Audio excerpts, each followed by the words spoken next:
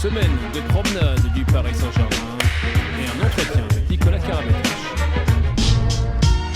Gagner pour maintenir l'avance confortable sur Saint-Raphaël, mission accomplie pour Paris, largement dominateur à Nîmes. Une première période parfaite, un petit relâchement sans conséquence en seconde période. Score final 34-28 avec 9 buts pour Mikkel Hansen et 21 arrêts pour Thierry Omeyer. Presque la routine.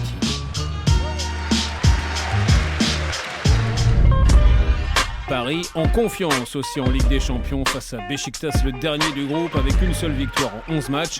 Des Stambouliotes accrocheurs en début de match avec un Ibrahim Demir, mélange de gardien et de quarterback.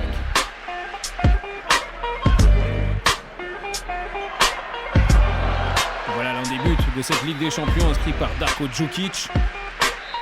Mais le rouleau compresseur parisien se met en place avec Nicolas Karabatic à la baguette.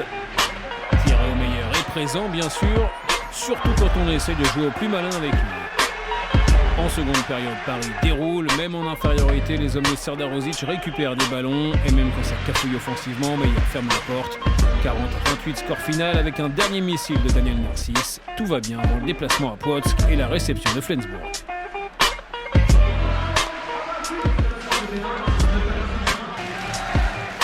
Ça a été compliqué pour nous de les tenir, mais voilà, sur la durée, on est resté super concentré et patient et on a réussi à faire la différence à la fin.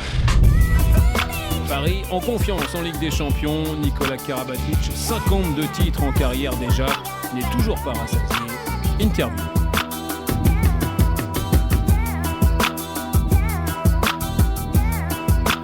Je me retourne pas souvent sur mon palmarès, donc quand j'ai vu le petit résumé avec tous les titres, ça m'a fait bizarre parce que c'est énorme, 52, et